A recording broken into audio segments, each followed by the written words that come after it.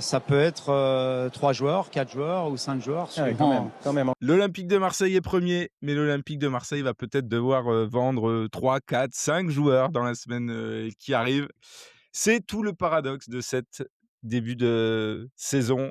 Bonjour à tous et bienvenue dans le 2e épisode de l'hebdo de Retour du Stade. Toujours accompagné de mes 3 compères. On va commencer par celui qui n'était pas là au débrief après le premier match. Comment ça va, au petit? Ça va bien. Ça allait mieux vendredi soir. Ça allait bien samedi et dimanche aussi. Là, Plus on les s'est heures passent. ouais, plus les heures passent, plus on se reprend la réalité de l'OM de cette intersaison. Donc ça va, mais à voir. À voir la suite.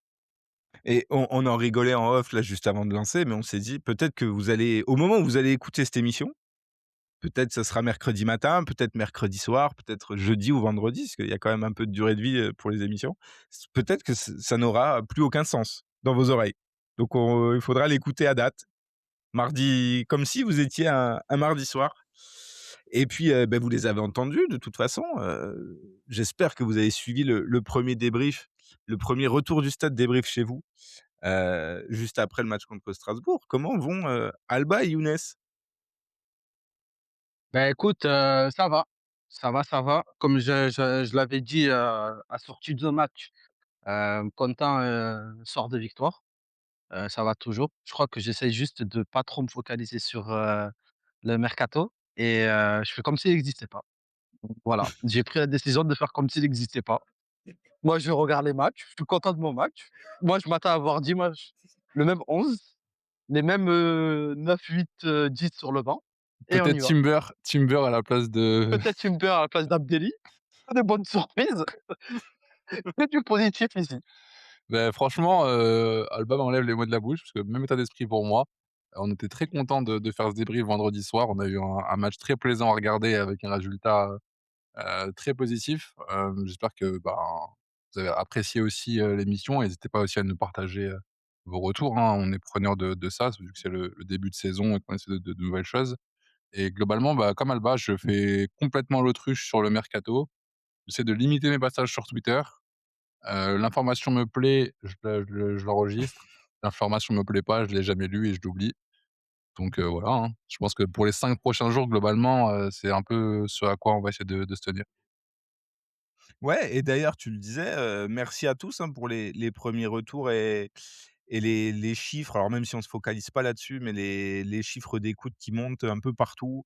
N'hésitez pas à vous abonner, surtout c'est important sur, Spotify, Deezer, Apple Podcasts, vous choisissez ce que vous appréciez le plus, et sur YouTube, ça nous aide, grandement à être un peu mieux référencés et à faire, effet boule de neige, à ramener un peu plus de monde dans la communauté. On essaye de repartager des petits bouts d'émissions pour ceux qui peuvent pas se faire l'émission en entier, ou ceux qui la ratent tout simplement. Donc ne pas hésiter, ça nous aide beaucoup. C'est le seul petit truc qu'on vous demande. On vous demande pas de petites piécettes, rien du tout. Juste, si vous pouvez, repostuler n'importe quoi, reposter nos petites émissions et puis vous abonner sur le canal qui vous intéresse le plus. Messieurs, avant de faire, cette émission qui est un peu placée sous le mot-clé des souhaits à une semaine de la fin du mercato et à quelques jours du tirage d'Europa League.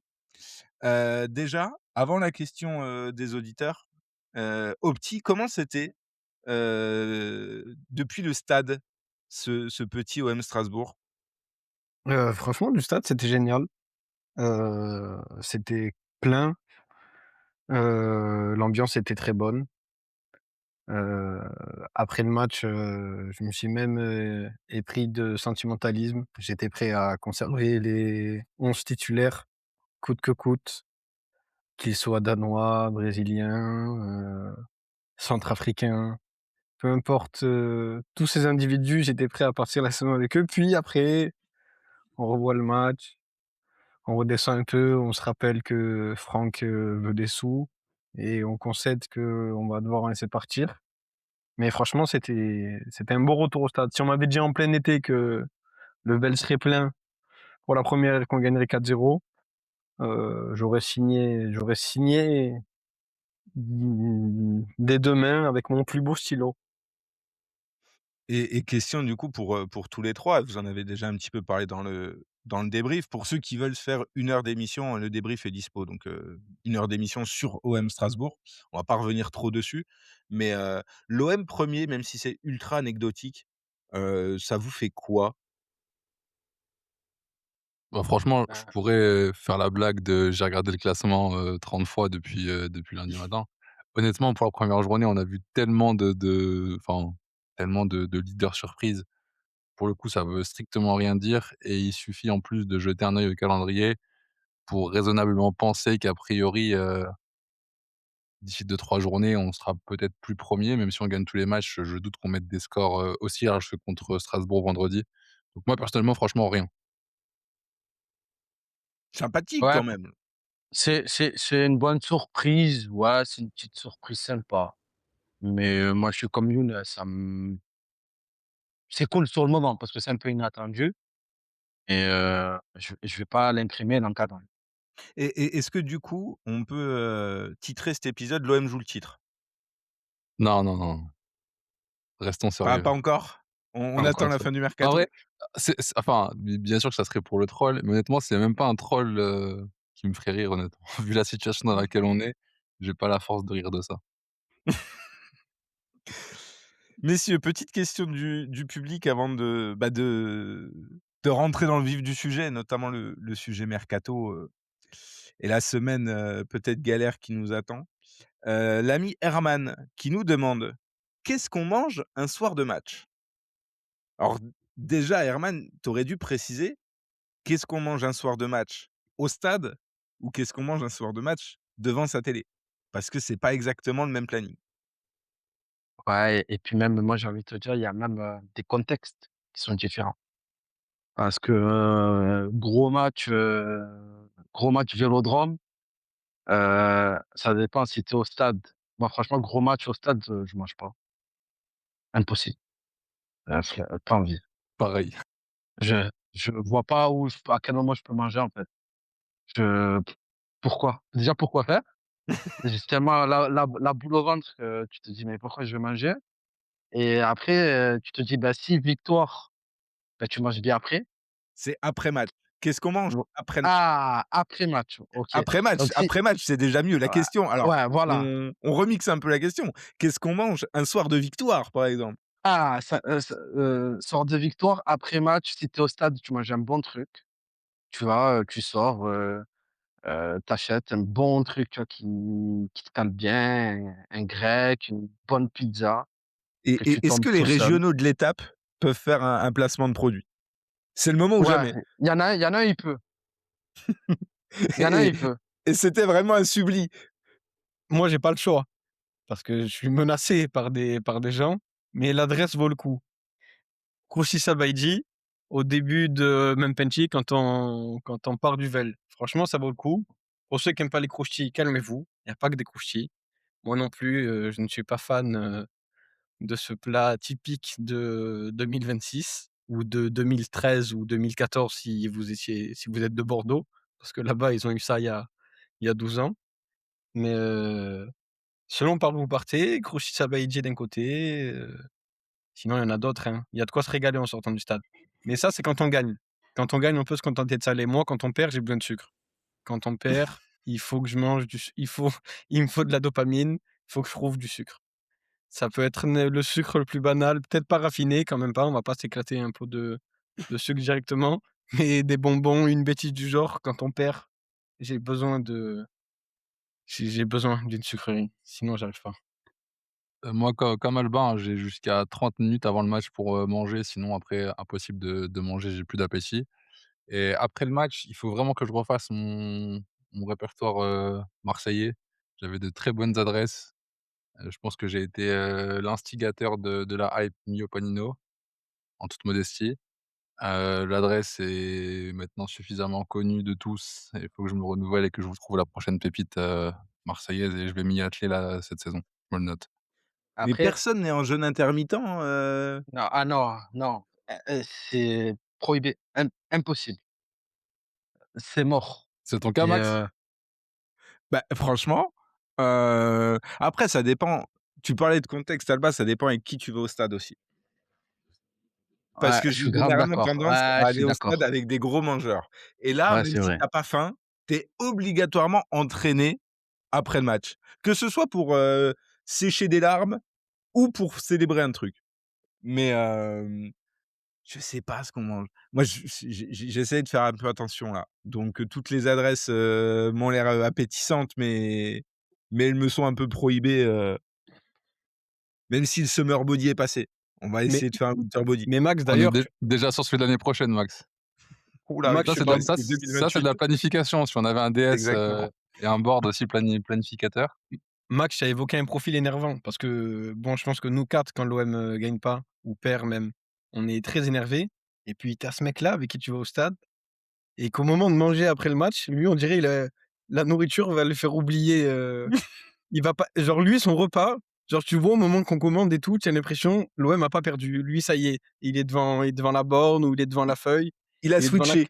il est devant la carte, il a réussi à switcher pour, une pizza, un burger ou deux trois poulets frits, ça y est, lui l'OM, il est passé à autre chose. La défaite, il l'enterre dans 1 heure. Ce profil-là, moi, je peux pas y aller avec lui. C'est je peux pas. Il switch trop vite, je suis trop jaloux. Il a déjà oublié.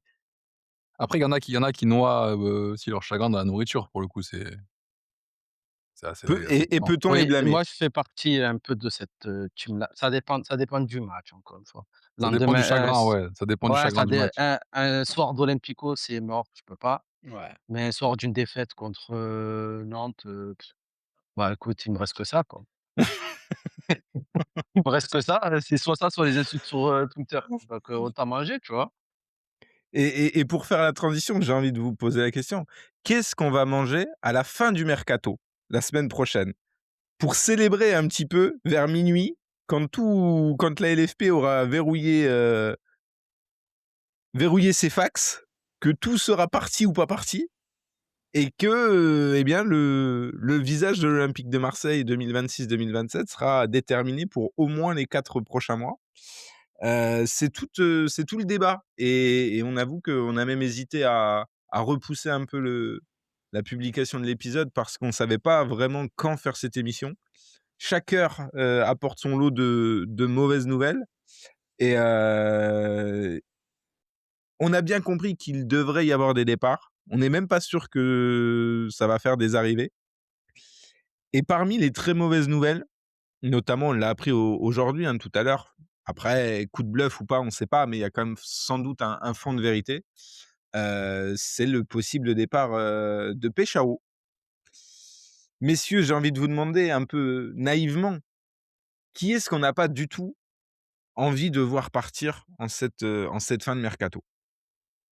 On en prend un chacun Allez, Allez, et ouais, en en vrai, vrai, enfin, hein. on peut se En mettre vrai, on d'accord peut juste sur la liste parce qu'en vrai, les départs qui permettraient de faire du bien un peu aux finances, il y en a pas 15 ou 000. Sinon, on va tous répondre Luis Garcia Santander, hein, sinon, si ou tous les départs se valaient. ou ou on peut voir la question, à l'inverse. Qui est-ce qu'on a vraiment envie de voir partir en fonction de son profil, de la masse salariale, de ce que ça peut déboucher, de son poste,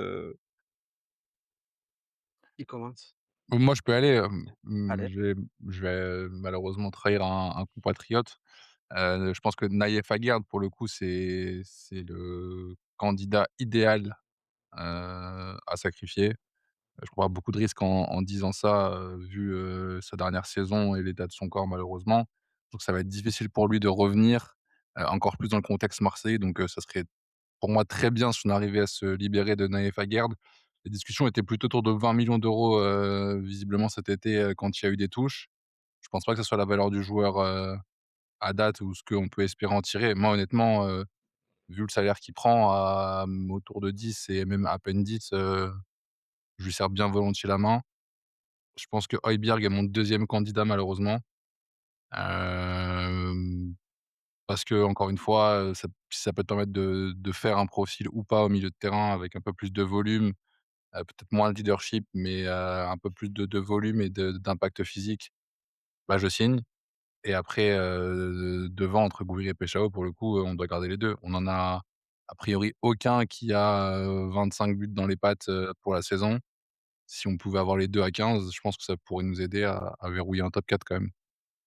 Je Avant de vous laisser la parole, i Alba, Opti, on peut rappeler quand même peut-être, pour que les gens, situent un petit peu, le top 10 des salaires à l'OM ou à minima le top 5 parmi ceux qui restent.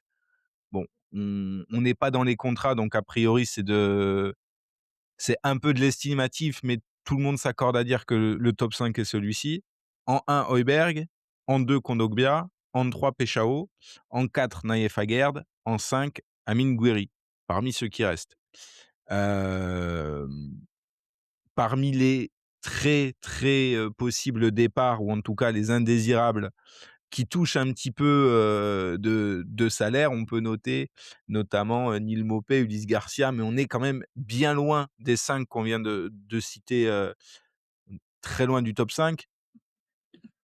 On sait, d'après, ce qu'a dit Bruno Genesio, en marge d'OM Strasbourg, qu'il faudra peut-être plusieurs départs en fonction de qui sort. On peut donc imaginer que le départ d'Ulysse Garcia va pas permettre, a priori, à l'OM d'enregistrer une ou 2 recrues. Est-ce que véritablement, on peut s'en tirer sans vendre Peshao et Amine Gouiri? Ou est-ce qu'il faut obligatoirement sacrifier un? Après là, tu as dit: «Et». Tu Bah, veux dire «et» ou? ça, c'est le scénario. Alors, moi, dans mon esprit, Parce le scénario le plus optimiste, c'est vraiment de conserver les 2, quitte ouais, à en sacrifier d'autres. Type hein, Naïef Aguerd, type Léo Balerdi, type, Højbjerg. Bon, a priori, je pense, levez la main celui qui est pas d'accord, mais je pense que Kondogbia va rester. mmh, oui, je Voilà, pense. tout le monde a l'air, personne va le vouloir. Donc parmi ceux qui Ouais. sont susceptibles de partir, le plan très optimiste, c'est de pouvoir garder, à mon sens, Gouiri et Peshao. Mais peut-être que vous êtes pas d'accord avec ça et vous préférez garder, Non, mais Højbjerg, par exemple. non, Non, non. non, moi, Et pour moi, je pense que, les 2 offensifs sont moins remplaçables ouais, et plus essentiels dans ce que veut faire, et de ce que semble vouloir, Bruno Genesio, et même dans la dynamique de groupe, qu'un Højbjerg, un Aguerd, voire un Balerdi qui, on en parle de moins en moins, mais ça serait aussi une sorte de constat d'échec pour le club et pour le joueur de le conserver au final. ben, moi, je te rejoins à 1000 parce que comme l'a si bien dit Younes, tu pas un joueur qui va te mettre 30-40 buts. Par contre, tu peux en avoir 2 qui t'en mettent 15. Quand tu es à la recherche d'un top 4, c'est quand même non négligeable et au-delà de ça, je pense que si on regarde plus loin, après là, c'est, plus en tant que supporter qu'en tant que comptable. Bien sûr qu'il y a une attache plus forte avec, aujourd'hui un Guiri ou un Peshao parce qu'ils ont toujours fait en sorte de répondre présent sur le terrain.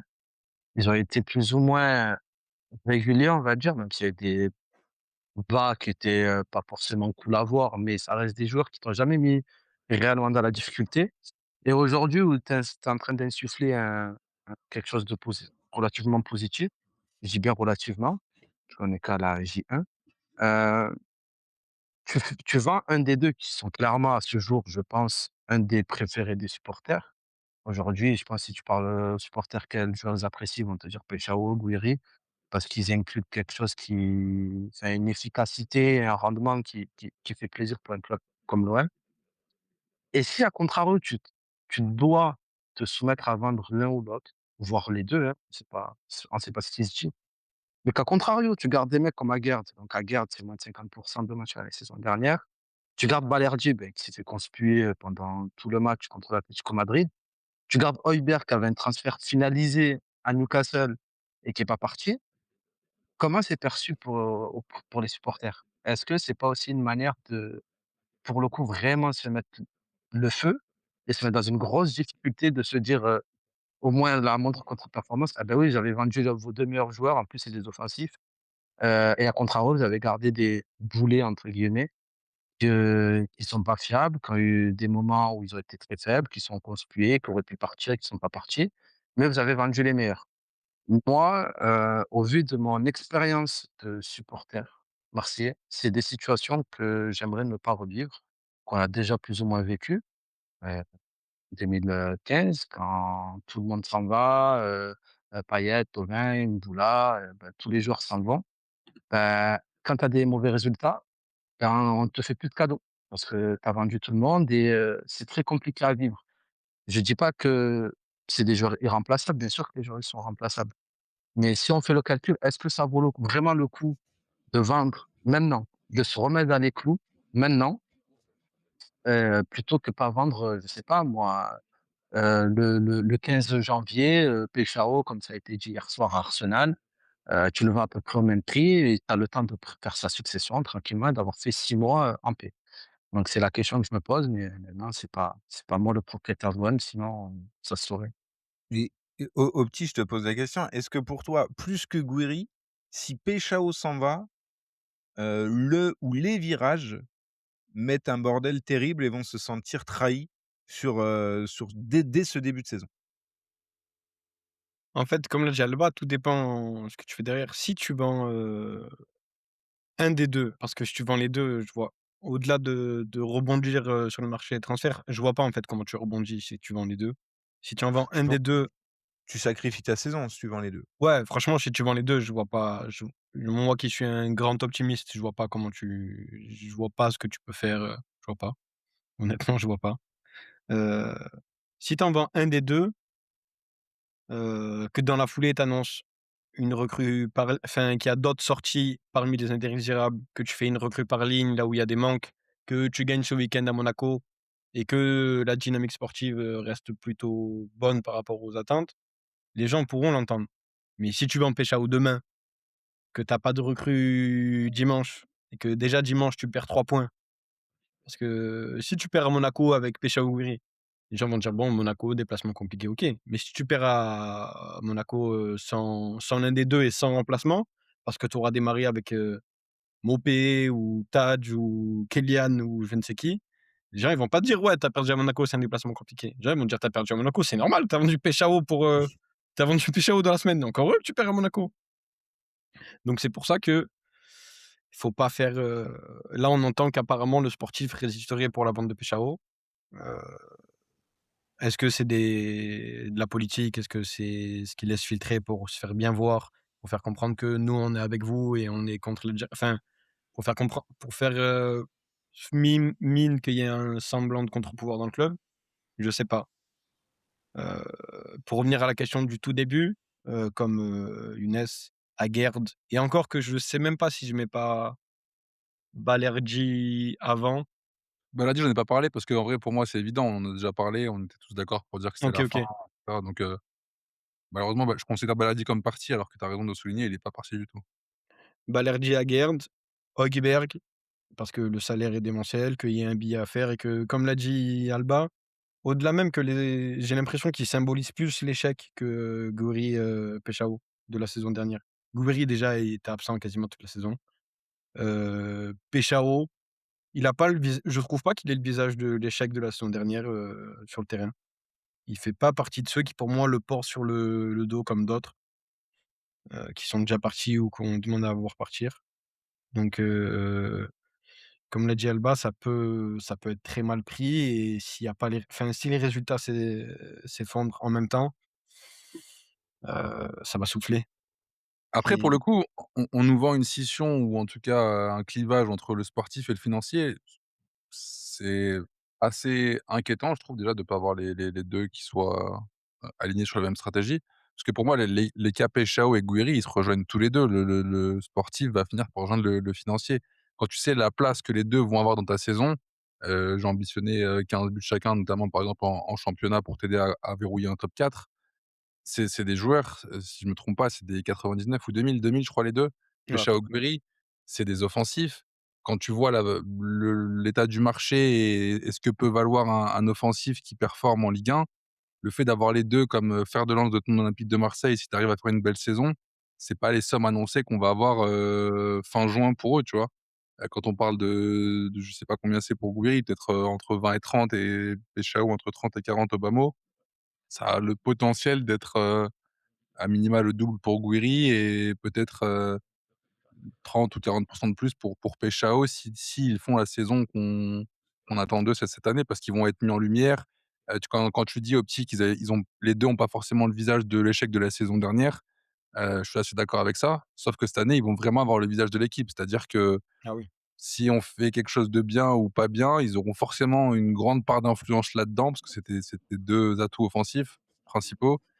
Donc ça veut dire que a potentiellement une issue qui peut être très positive, à la fois, servir le sportif en utilisant tes 2 joueurs les plus efficaces, talentueux et efficients à date et renflouer tes caisses, en fin d'année parce que potentiellement, ces performances qui auront servi le sportif, elles vont aussi servir tes finances, à la fin de l'année. Est-ce que, enfin, j'avais envie de vous poser la question aussi.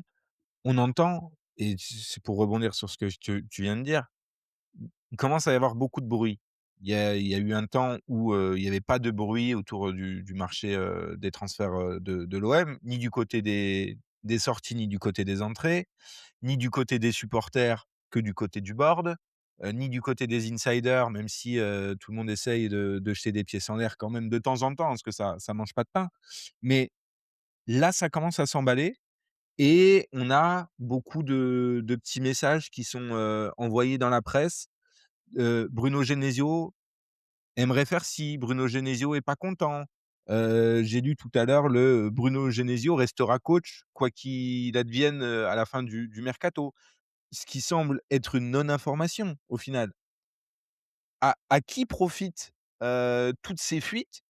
Parce que, bah, je pense que tout le monde en est conscient, mais pour ceux qui découvriraient potentiellement un peu le monde du foot dans ces périodes-là, plus on sait que ton club est en feu, moins tu peux éventuellement payer les transferts ou plus tu peux arriver, un 31 août, voir un club à l'agonie et lui dire: «Bah, tu voulais 40, ce sera 25 et puis si tu les prends pas là, tu les prendras peut-être plus jamais». Même si en l'occurrence pour le cas, Peshao et Gouiri, je suis assez d'accord avec toi Younes dans le sens où il y aura toujours des offres à un moment donné et elles seront pas, coupées par 2 ou coupées par 3 par rapport à ce qu'on pourrait, recevoir, à date. Mais moi ça me questionne de me dire: plus on met le feu à l'Olympique de Marseille, moins techniquement l'OM sera en position de force aussi pour négocier des éventuelles sorties. À qui profite tout ça? Est-ce qu'on n'est pas déjà sur, aussi des agents, des canaux de communication qui préparent un peu un terrain, au fait que certains vont rester ou qu'il y ait des distensions, déjà entre le sportif et le financier? Parce qu'elles semblent exister quand même. Enfin, Ouais. Oui, l moi je pense que l'homme bon, de Boston a l'air quand même, très peu content, bien qu'il oui, soit le premier responsable ou presque de la situation. après ça s'entend, tu vois, qu'ils soient pas contents et que la tournure, le dérange. Bon après, on va pas se mentir, hein, on va pas trahir de secret. Il avait quand même un droit de regard sur les agissements des gens qui étaient à la direction du club. Il y avait un conseil de surveillance qui a tout validé, donc bon. Mais bon, au-delà de ça, ceux à qui d'abord ça profite, bah, c'est les gens qui balancent les infos, dans un premier temps. Donc que ça soit influenceurs, journalistes, je sais pas comment on peut appeler ça, mais bon, ça leur profite de faire du clic. Comme tu as bien dit, l'histoire de Bruno Genesio qui resterait, quelle que soit la tournure du mercato, c'est pas une info. À part vouloir mettre le faux poudre et sous-entendre qu'il y a une possibilité qu'il s'en aille. Mais en quelle année il y a une possibilité qu'il s'en aille alors qu'il arrive en connaissance de cause? A Donc ça, a tu vois, après, on c'est on a vécu ces dernières années avec des coachs qui, de temps oui, en temps des coachs et des directeurs oui, sportifs qui, de temps en temps, ont eu la bien sûr, démission un peu facile. bien sûr. Bon après en termes d'équilibre, c'est pas les personnes les plus à suivre. Mais tu vois, c'est ça a un non-sens. C'est pas comme si en plus, pour le coup, l'OM a fait preuve, je trouve, d'une honnêteté. Il a été très transparent sur sa situation, qui était critique, qui était connue de tous. Donc il y a pas de mauvaise surprise. Après oui, moi je suis, OK avec l'idée que, bien sûr que ça arrange des clubs de venir, dernier jour de août dans un club qui est dans l'obligation de vendre. Mais après on a vu l'année dernière aussi avec Lyon que, bah, dans tous les cas, si tu dois vendre, tu vendras au prix attendu. Tu vas pas vendre moins cher parce que si tu es un club à minimum, compétitif, parce que j'espère être l'OM. Et quand je dis compétitif, c'est même pas aller chercher un top 2, tu vois? Mais jouer le top 5 jusqu'à la J33 et J34. Ben, tu vas pas brader, comme j'ai pu lire que ma course braderait à tout prix. Non, ma courte, oui, il y a la fenêtre estivale, mais il y a la fenêtre hivernale et tu peux très bien vendre un joueur, acter la vente d'un joueur, le 25 mars pour, la première journée du mercato, estival. Donc c'est une garantie aussi. Moi, je pense qu'il y a beaucoup de gens qui veulent mettre un peu le feu à l'OM parce que aussi c'est vendeur, parce qu'on sait que la team OM a réagi au quart de tour pour un oui ou pour un non.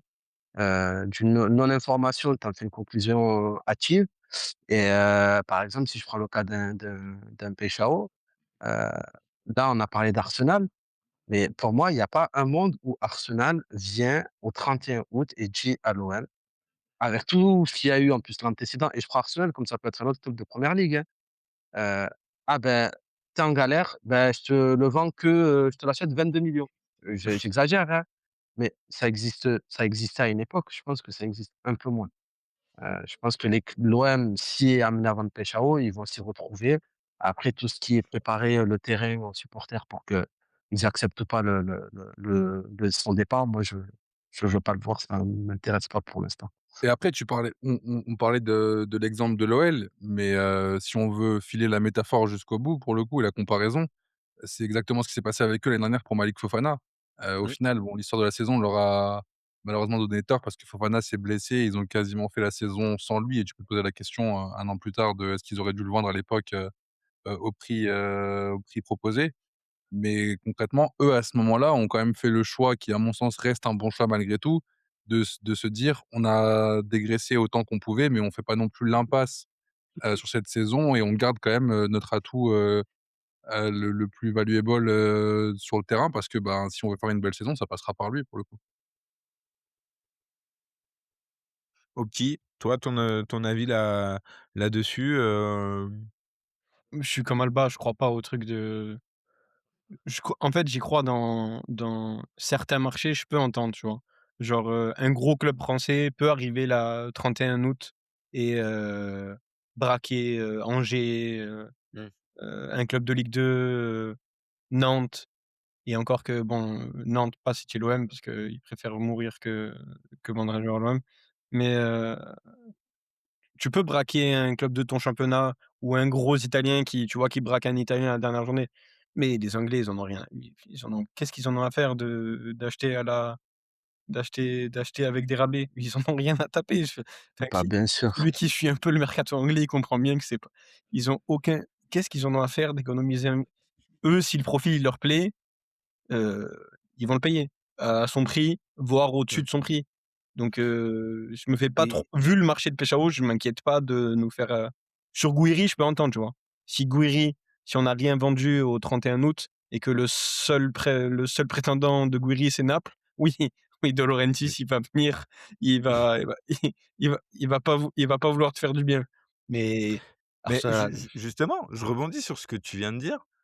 On entend beaucoup, et c'est depuis des semaines, hein, qu'il y a un énorme pressing de la première ligue, sur Peshao.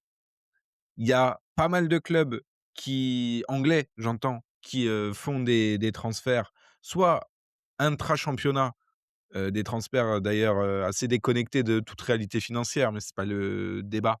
Tout le monde s'active du côté de la première ligue. Ça envoie vraiment des offres à droite à gauche depuis plusieurs semaines. Tu l'as dit, ils ont une latitude financière qui leur permet de faire un peu ce qu'ils veulent aujourd'hui par rapport à approximativement tous les autres championnats, sauf, on va dire le top 3 espagnol, allemand, je suis même pas sûr et italien non plus. ouais, italien non Pourquoi plus. on attendrait un 30 août ou allez, au pire, parce que je crois que la deadline c'est, le 1er septembre, c'est le mardi à 20:00. Si tu veux Peshao et si tu le veux vraiment, si tu veux vraiment l'intégrer, est-ce que les offres seraient pas déjà tombées? beh, Si elles venaient d'Angleterre? À moins pour d'un Ar jeu de domino dans les prochains jours, pour mais Arsenal, c'est ça, je pense. Parce qu'Arsenal, il y a Ouais, c'est Martinelli ça, ouais. pour Arsenal, il y a Martinelli qui sort et c'est pas compliqué de comprendre pourquoi ils veulent Peshao et honnêtement, Ah, je suis pas le plus grand fan de Peshao, mais je suis encore moins le plus grand fan de Martinelli, donc ça serait pas c'est pas un truc qui me choque. Donc ça peut être une explication pourquoi Arsenal arrive à ce moment-là, même si je pense aussi qu'il y a le fait que tout ne sort pas. Mmh. Ouais, Je pense qu'il y a des offres pour Peshao qui sont déjà arrivées et qu'ils sont pas été, que le grand public n'est pas au courant. aussi. Heu, il y a plein de choses dont on n'est pas au courant. Il y a des genre, je pense qu'il y en a déjà eu. Après Heu, je pense qu'on peut le dire, des offres pour Guiri et pour Peshao, bien en deçà de leur prix et de ce qu'attend C'est l'OM, il y ça, en a bah, eu bien sûr. et On trahit pas personne de n'a secret, je attendu pense, en le disant. le 25 août pour C'est venir, ça. et c'était pas juste des prises de renseignements. En sachant que les 2, enfin, notamment Peshao, pas fait la coupe du monde, c'est un actif que tu aurais pu, avoir très rapidement. Il y a déjà eu des tentatives. ouais, mais Ouais, après je pense qu'il y a après je te laisse, peut-être des trucs qui faisaient pas Oui, vibrer, des trucs qui en faisaient pas vibrer deçà de des trucs qui faisaient pas vibrer ni l'OM ni Peshao, tu vois?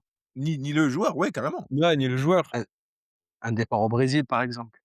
Et pour le coup, on a quand même le sentiment, des informations qu'on a pu glaner ici et là que Peshao, il veut pas partir à tout prix pour le coup, lui, Ouais, veut clairement avoir son mot à dire sur le projet dans lequel il va s'embarquer. Il est plutôt bien à Marseille, de ce qu'on lit et de ce qu'on entend. Donc c'est aussi ça, je pense, qui nous a permis de le garder jusque-là, malgré les offres qui sont sans doute arrivées sur la table. Et c'est ce qui peut aussi nous nourrir nos espoirs pour la fin de semaine, c'est de se dire que à moins qu'Arsenal décide d'envoyer une offre et la bonne offre qui match, qui satisfasse mmh, tout le monde, et je pense qu'il accepterait d'y aller. A priori, je vois pas beaucoup d'autres clubs qui pourraient lui donner envie de faire ses valises, et s'il a résisté, en début de mercato, là où c'était plus idéal pour lui, c'est pas après la prépa qu'il a faite et le premier match qu'il a fait au Vélodrome et l'ovation qu'il a pris, à mon avis qu'il va changer d'avis, lui en tout cas. Et pour ceux qui auraient pas vu passer l'info, complément de ce que tu disais au petit, Martinelli partirait vers l'Arabie Saoudite. Dans les prochaines heures, si la rumeur, se confirme, il a l'air d'être parti pour aller faire un petit tour loin d'Europe. Heu, Et juste rapidement Max, je veux pas, Vas-y, mais je vais rebondir bouleverser, sur un truc ton après, mais vas-y, je t'en prie. ton magnifique conducteur, pour cette émission, mais il faudra quand même qu'on touche un mot de Greg Lorenzi et de son arrivée, depuis le début du mercato, parce que pour le coup, il y a sans doute 1 million de circonstances atténuantes. Il y a peut-être, beaucoup de choses, qui font que le job n'est pas facile et cetera. Mais à la fin, si on est le 25 août, que l'OM est encore dans cette situation d'urgence, que ça soit lui directement ou lui indirectement, parce qu'il a pas su, manœuvrer avec les vents contraires, en interne et cetera, sont dans cette situation, c'est de sa responsabilité. Ça ne veut pas dire que ces actions qui nous ont menés là, il y a peut-être des inactions de sa part qui nous ont aussi menés là. Quand tu es directeur sportif, malheureusement, on a eu tendance à l'oublier, depuis 18 mois avec le prédécesseur qui, par ses bons relais, avait réussi, le tour de magie de faire, disparaître ses responsabilités quand les discussions sur la situation de l'OM, émergeaient. L'arrêté, c'est que c'est entièrement de la responsabilité du directeur sportif, de savoir vendre des joueurs et de savoir acheter des joueurs. C'est ce qu'on appelle mener un mercato à bien. Donc encore une fois, je dis pas ça pour accuser Grégory Lorenzi parce qu'on est tous au courant que la situation est très difficile et cetera à Marseille. Mais dans ce cas-là, si la situation est trop difficile, bah, soit il faut pas venir, et 2, à partir du moment où tu viens, tu dois, à minima, réussir, à te dépêtrer, pardon, de toutes ces anguilles, de tout ce qu'il doit y avoir de plus, moche, dans les coulisses de l'Olympique de Marseille. Ah, arrêtez-moi si je me trompe, mais n'a-t-il pas été recruté, et je me souviens plus, premier degré, avant le passage à la DNCG? Il y Ou a en tout moyen. cas, était-il, pas en passe, il avait déjà mis sa queue de poisson à l'OGC Nice, avant que qu'on «découvre» entre guillemets, même si j'ose espérer que personne n'a découvert au passage de la DNCG ce qui pouvait arriver à l'OM, mais ne lui a-t-on pas aussi vendu quelque chose de moins désastreux que la situation dans laquelle il est vraiment arrivé, 15 jours, 3 semaines plus tard? Ça, j'ai plus les timings en tête. Je suis tenté de dire oui. Si tel est le cas, pour le coup, bah, malheureusement pour lui, il s'est fait berner, Il mais subit, oui, complet, ouais, il n'en demeure pas moins que c'est sa responsabilité, bien à sûr. fin août. Même Et si lui s'est fait est-ce berner en que premier lieu. est-ce que par rapport à la société mandatée aussi, quel est son degré de connaissance de tout ça, au moment où il arrive aussi? Est-ce qu'il savait qu'on allait lui mettre dans les pattes? Je c Ça, il y tout a est tellement de bonnes rais opaque. par rapport Il y a à ce d'autres qui se passe, avec l'homme de Boston que, je me demande si et lui et Genesio et pour le coup, j'accuse personne parce qu'on n'a pas d'infos, ne se sont pas, retrouvés dans une situation où les 2 ont un peu, je dirais pas le job de leur vie, mais une situation, extrêmement positive par rapport à ce qu'ils avaient, il y a peu de temps. Mais par rapport au poste qu'ils occupent et l'intérêt qu'ils y voient, il y a aussi une réalité qu'on leur a potentiellement cachée sur, ah mais bien leur sûr, mission et la beh, fiche de poste sans doute que la et marée c'est était pas trop simple. belle. Sans doute que la marée était trop belle et je vais laisser Alba et Opti rebondir. C'est juste pour aller au bout de mon propos parce que je veux pas qu'on se méprenne sur ce que je dis. Je veux pas accuser Lorenzi ou tirer Oui, un oui, non, bilan bien sûr. trop hâtif de son mercato et cetera. Enfin vraiment c'est pas du tout le propos.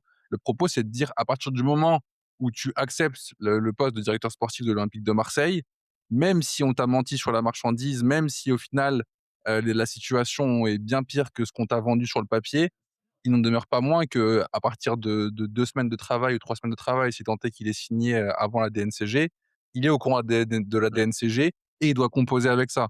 Et ce qu'on voit en l'état, c'est qu'a priori, bah, il y a pas grand chose a été fait puisque les ventes sont vraiment minimes à ce stade. Et donc, enfin, encore une fois, j'ai toute l'empathie du monde pour lui et je veux bien croire que le job est difficile, mais c'est pas lui faire injure que de dire au 25 août, si on est dans cette situation-là, c'est qu'il n'a pas réussi à être bon. À minima, sans dire qu'il a été mauvais ou nul ou quoi que Mmh. ce soit, on peut dire qu'il a pas réussi sa mission. Et juste complément d'info et je laisse la parole à Alba ou à Opti, celui qui veut, juste après, mais de ce qu'on sait ou en tout cas de ce qui se dit, l une partie des sorties, notamment de cet été, à savoir Greenwood, Auba, il m'en manque un, se sont faits directement par les représentants des joueurs, que, si je dis pas de bêtises, Højbjerg, sa non-sortie et et mince, qui est sorti, via la Medina. Roli, société, Roli Medina. Medina. Roulier Medina. Roli exactement, Medina. par le biais de l'agence et que lui, au final, bah, des dossiers ficelés de A à Z par Grégory Lorenzi, il y en a pas tant que ça ou il y en a pas du tout, sur cette première salve de mercato. Ouais, après c'est malheureusement, je pense que c'est, un peu les limites de son réseau. Bah, déjà quand Bresson était venu pardon chez RDS, on parlait de ça et des limites qu'il pouvait avoir, dans l'attraction et le type de joueur qu'il sera en mesure d'aller chercher, mais aussi dans les sorties. On voit bien que le marché d'un Timber, par exemple, c'est clairement pas le sien. C'est un marché qu'il ne connaît peut-être pas, où il n'a pas les bons filons, où il n'a pas les bonnes connaissances, mais c'est un marché où il est encore beaucoup trop limité. Alors est-ce que c'est un paramètre qui a été pris, qui a été réfléchi en amont et pourquoi, USG était là? Peut-être, hein, mais clairement, moi je suis d'accord, hein, c'est, une limite qu'on a vue de lui dans sa manière de jouer parce que clairement c'était sa mission principale. C'est que nous on était, je pense, tous, heu, 4 présents, on était OK si, je dis une bêtise, mais si un Peshao était vendu, le 1er août. On n'aurait pas vu un grand inconvénient, on aurait juste dit: «Bah, on est obligé, on vend» et c'est OK, on s'y fait, au final. Et là, bientôt 31 août, le 30 août, 1er septembre, ne pas avoir de départ aussi significatif parce que Greenwood, sans, enfin, c'était facile à sortir un Greenwood. Il serait sorti quoi qu'il arrive. C'était juste, combien et où, c'était pas le plus compliqué, mais sur tous les autres dossiers, c'est dur de se dire que tu en arrives pour moi, c'était le pire scénario de se dire: «On a vendu personne, il faut qu'on vende les meilleurs joueurs, qui font des meilleures prépas, qui sont des» c'est dur à entendre et c'est un scénario moi que je veux toujours pas affronter. Moi j'entends, je peux pas donner tort parce que c'est vrai, mais c'est genre, je me rattache plus à la conclusion de Younes, je dis quand il dit: «Mais même si», moi je suis plus du côté du «même si», tu vois? Parce que c'est pas lui qui les prend, c'est pas lui qui leur donne ce salaire-là, c'est pas lui qui C'est pas lui c'est pas lui qui est à la direction des projets sportifs qui font que soit ils prennent pas de valeur, soit ils en perdent, soit ils sont pas valorisés. Donc j'ai du mal j'aurais du mal à lui pointer une responsabilité. Après, est-ce qu'il y avait quelqu'un pour faire mieux, qui aurait sorti Léo plus facilement, qui aurait sorti Igor plus facilement? Peut-être. À quel point Unique lui casse les pieds? Heu, Moi, de source sûre, je sais que ça lui a cassé les pieds sur au moins un mec, tu as vu? Genre, parce que c'est sûr et Après, je pense que j'ai été suffisamment véhément sur l'ancien directeur sportif sur ces ouais, non, sujets-là non, de je comprends ton point, mais je et comprends tout. ton point, hein. Mais ce que ce que je dis dans mon point pour le coup, c'est que à partir du moment où il prend le job, il se doute bien que l'effectif, il est grassement Mmh, mmh mh. payé, qu'il est Non, je comprends ton point, difficilement hein. valorisé et cetera. Je sais que c'est facile à dire et probablement qu'à sa place, même si j'ai pas forcément les compétences, j'aurais dit oui aussi. Mais dans ce cas-là, tu ne prends pas le poste et si tu le prends, bah, forcément, l'honnêteté, oblige à dire que le 25 août, on peut dire que tu as pas réussi à ta mission pour le coup, sans pour autant, lui manquer de respect en disant qu'il est pas bon ou qu'il est pas Non, compétent non, et cetera. C'est je pas du comprends tout le ton point, hein. propos. Franchement, je Mais comprends. sa mission, elle est pas réussie au 25 août parce qu'on en est dans cette situation et même le j'entends que USG les dérange et cetera, mais ça aussi, ça fait partie de sa mission en interne, de trouver les bons mots, de rassurer et par son travail de montrer à McCourt très rapidement qu'il est capable de sortir des joueurs ou de ramener des offres très Mmh. rapidement Mmh. pour que USG n'arrive pas dans ses pattes. Enfin, je veux dire, en fait, à partir du moment où tu as un poste à autant de responsabilités, c'est ce qu'on attend de toi typiquement et tu peux pas te cacher derrière ces excuses-là, aussi grosses soient-elles, parce qu'il se cache même pas derrière son petit doigt, on peut pas dire ça, il y a vraiment des circonstances atténuantes. Mais dealer avec ces circonstances atténuantes, c'est ce qui fait que bah, dans ton CV, il y a marqué directeur sportif de l'Olympique de Marseille. Et est-ce qu'aussi, on n'a pas, pour le coup, on en a assez parlé, hein, de l'ancienne direction, mais est-ce que leur tour de magie pour faire sortir des mecs n'a pas aussi biaisé notre regard sur les mercatos? Dans le sens où, plus d'une fois, et même si on peut leur imputer plein de problèmes dans des deals, notamment du côté des entrants, mais plus d'une fois quand on a sorti un mec, on s'est dit: «Alors là, c'est Gérard Majax. Là, le mec part au Genoa alors qu'il est complètement cuit». Franchement, je vois pas Hem, qui, hein. Tu sais, ça c'est Ah, les Vitinha, Malinowski et cetera, on donnait pas cher de leur peau pour les sortir quand même à l'époque, tu vois? franchement, Malinowski, tu l'as Même payé ne pas perdre d'argent sur un Eli Wahi complètement, à côté de ses pompes, même si ça reste un jeune joueur avec du talent Après et que c'est un lui pour le offensif coup, et je cetera. trouve qu'il est facile à sortir quand même, parce que même si c'est un échec, ça reste un prospect, sur ce genre de profil, tu as toujours un club qui a l'arrogance de penser que lui va réussir à le relancer pour le coup, Lui et Francfort encore plus, en sachant qu'il venait dans ce vu leur que dynamique, ouais. les des offensifs qu'ils ont lancés ou relancés ces dernières années, il y en a eu une paire. Mais il y a quand même beaucoup de deals où, sur des sorties, tu as pas perdu tant que ça. Renan Lodi qui repart, enfin, ouais, mais ça reste un ouais, j'entends, mais ça reste, tu vois, peut-être encore quelques caps au Brésil, 10 années à Atlético, le marché saoudien était encore un peu dingo. mmh, Franch ou alors, et je pose la question autrement, est-ce qu'on n'a pas, sous-estimé la faculté à sortir des mecs en échec complet et qui sont, clairement les têtes d'affiche, de l'échec? Et j'entends par là un Léo Balerdi, j'entends des mecs peu fiables physiquement et tout le monde a commencé à le voir, que sont Kondogbia ou Naïef Aguerd.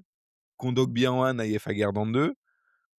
Est-ce qu'on n'a pas justement sous-estimé la capacité de trouver un club saoudien, la capacité à trouver, un dernier challenge, un Et Newcastle, Et un au-delà de ça, pour aller pour remonter dans ton sens, Max, leur capacité en interne à réussir à vendre du vent et de la poudre à ouais, McCourt. Parce que pour le coup, à chaque fois, ils ont réussi plus ou moins à le convaincre de remettre la main au portefeuille et cetera, même s'il n'est pas forcément de question de ça là, parce que c'est les instances qui nous sont dessus.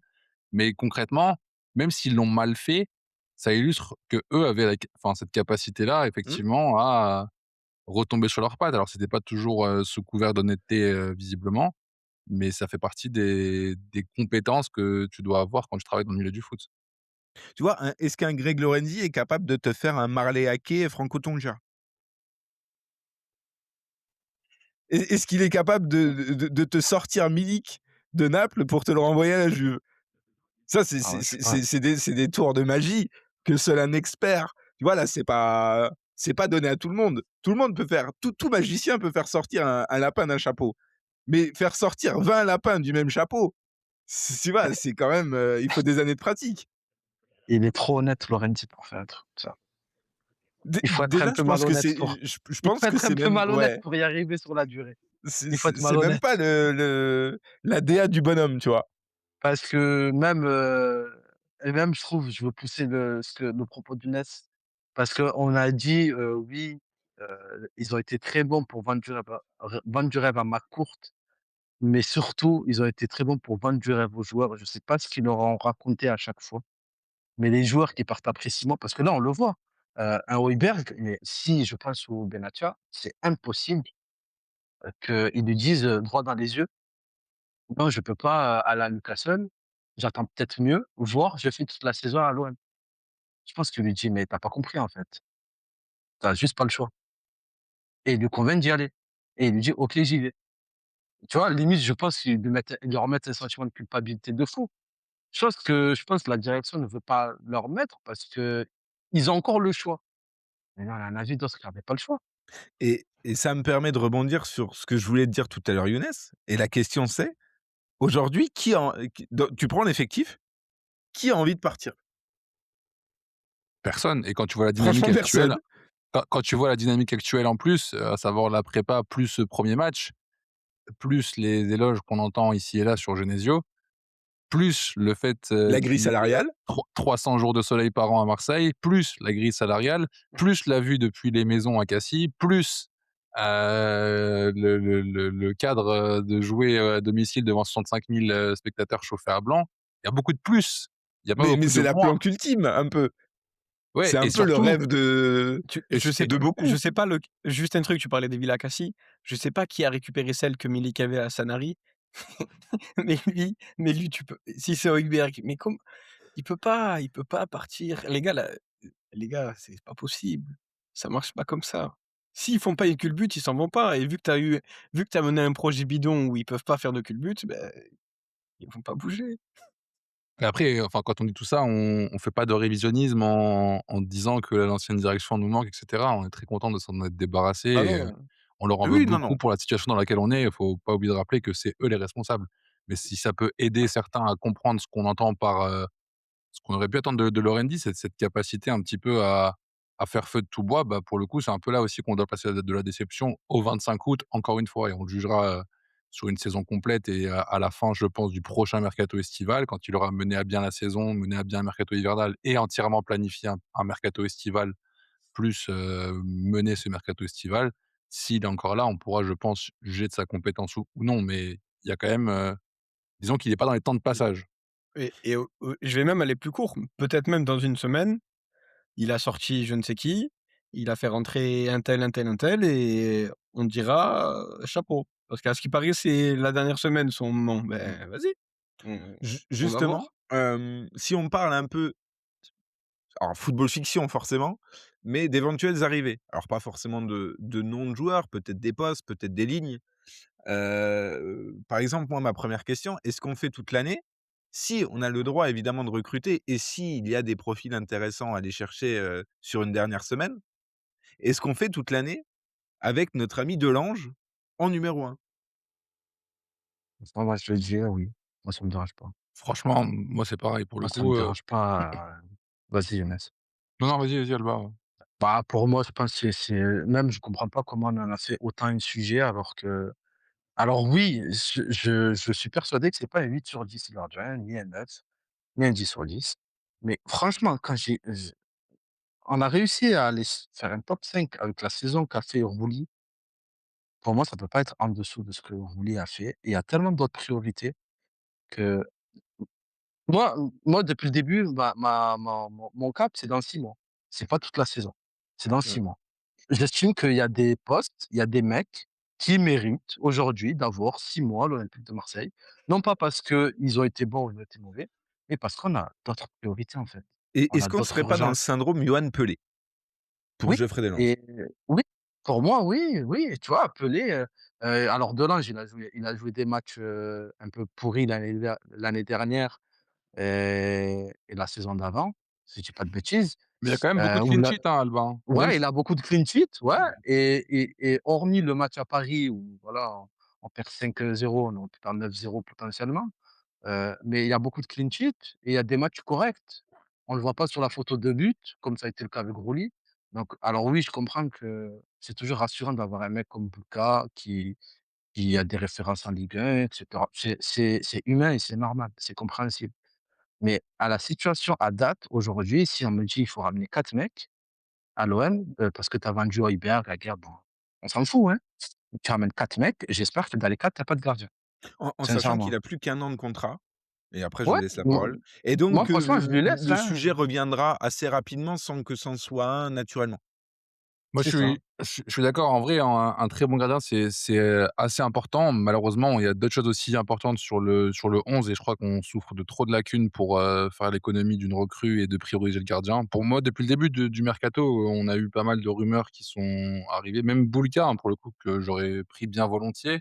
Pour moi, c'est pas prioritaire par rapport à nos besoins et à ce qu'on doit faire. Et pour moi, Delange, c'est ce que j'appelle un gardien honnête. Je crois que j'avais déjà eu l'occasion dans un débrief l'année dernière d'évoquer un peu ça.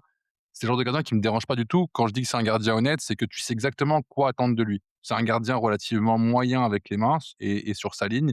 C'est pas un gardien qui va te faire gagner beaucoup de points, mais c'est un gardien honnête parce que tu sais que, a priori, il a pas, 5 ou 6 boulettes dans les pieds ou dans les mains, chaque saison et il t'en fera a priori pas perdre. Donc au mieux, c'est un gardien neutre et quand tu es défenseur, tu sais que, bah, ton gardien, c'est pas un super héros et forcément, tu vas mettre l'effort supplémentaire pour essayer de le protéger un petit peu, ça fait partie de la cohésion d'équipe.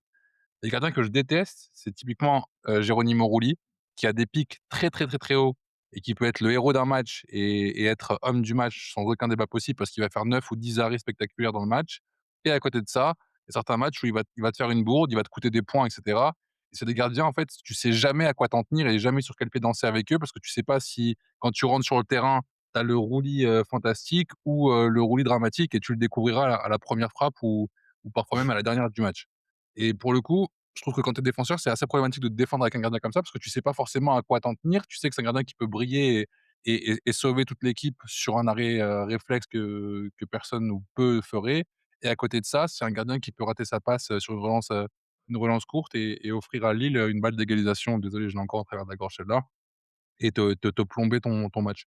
Donc pour moi, Delange, je signe volontiers pour faire la saison avec lui. Heu, je demande qu'à être surpris, mais a priori de ce qu'on a vu, je vois pas de red flag ou de motif d'inquiétude particulier à avoir avec lui. Petit tour de table, à moins que tu avais un truc à ajouter au petit, sur Jeff?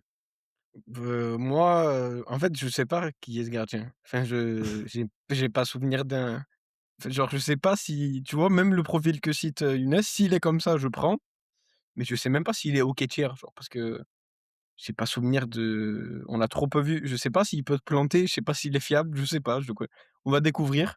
J'entends que si on n'a pas beaucoup de recrues à faire, on fait pas de gardien, mais on verra, on va découvrir, Tu aimerais bien on va gardien? découvrir. J'ai l'impression que tu es à 2 doigts de nous dire que tu aimerais bien gardien quand même.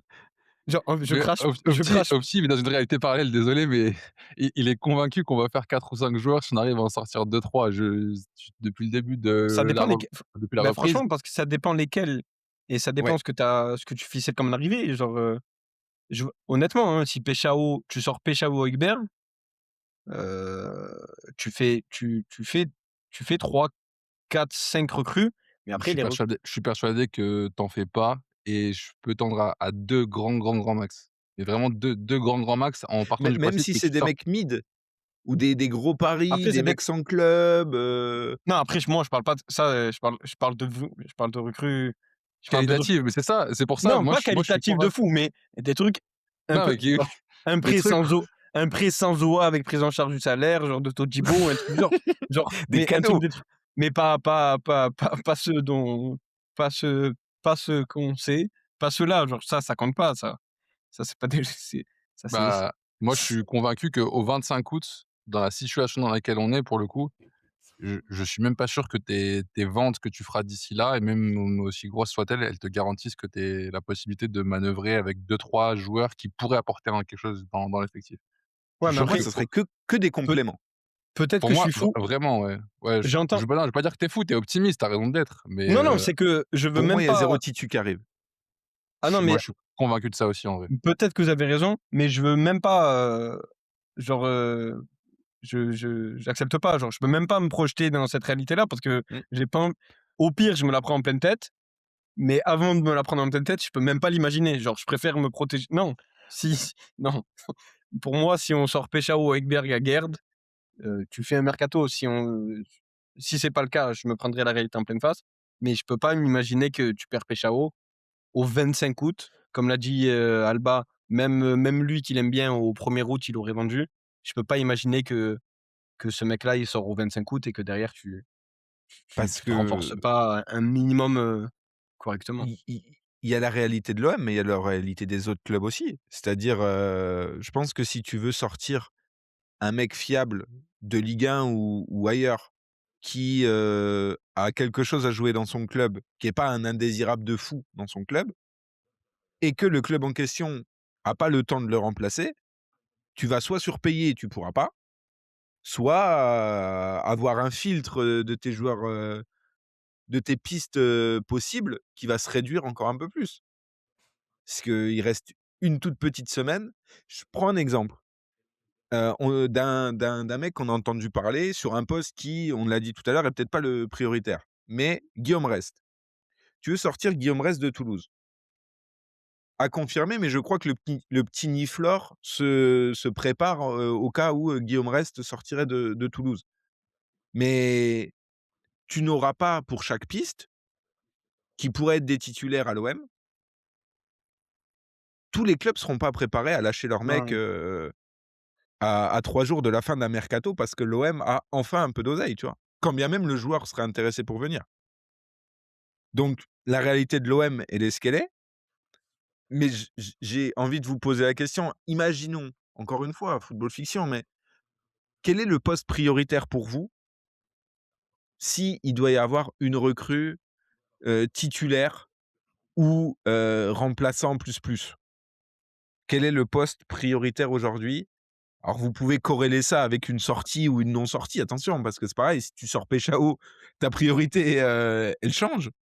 Mais qu'est-ce qui en l'état pourrait être prioritaire si on pense qu'effectivement, bah, si on exclut que si c'est Peshao, bah, ta priorité elle devient l'ailier gauche, si c'est Guiri, ta priorité elle devient le poste de neuf. Un ailier droit, pour à moi. date, pour moi, il y a même pas de débat C'est et ailier je droit? rajoute et je rajouterais même un ailier droit qui peut jouer, qui peut occuper pas l'autre aile, mais qui peut jouer neuf et à droite. Parce que Gouiri peut jouer à gauche mais après, ouais, on sait pas qui va partir, qui va pas partir, mais à date, si je peux garder le secteur offensif et juste en rajouter un, j'ai rajouté un mec capable de jouer dans le couloir droit et de jouer neuf. Comme ça, j'ai ce mec-là et Harit à droite, j'ai Gouiri et Peshao devant, j'ai Gouiri et ce mec-là devant et j'ai les petits jeunes qui poussent, un peu chacun sur leur poste, respectif. J'ai une question complémentaire ou je te laisse finir le tour de table, Younes? Non, non, moi je pense que j'ai couvert, ce que je voulais dire sur ce sujet. Est-ce que si tu prends un défenseur droit, il y a pas un monde où Timothy, remonte? Et où ça Aussi, t'a et mais où ça t'apporte aussi peut-être, ça te coûte potentiellement moins cher, ça t'apporte d'autres garanties, notamment sur le secteur défensif. Oui, mais je pense sincèrement que c'est pas une grosse plus-value, en fait. Et est-ce que C'est Weah est le joueur que tu as envie d'avoir titulaire ailier droit? non, Ça, c'est non, En fait, l'autre question. le c'est du contexte bricolage. le contexte où tu as envie d'avoir Weah, titulaire et droit, enfin le contexte dans lequel tu peux l'accepter, c'est la configuration où tu joues contre plus gros que toi, en te Ouais, voilà. disant que tu veux, t'assurer un bloc, très compact en défense avec Weah qui fait les efforts Mmh. constamment et surtout piquer avec un joueur très, très rapide, en contre. Il va t'offrir cette garantie-là. À partir du moment où la configuration du match, t'appelle à avoir au moins 50 du temps le ballon, enfin, jamais de la vie, tu as envie d'avoir, Weah dans le petit jeu, ou Weah, côté droit, pour utiliser le ballon dans ses circuits de passe.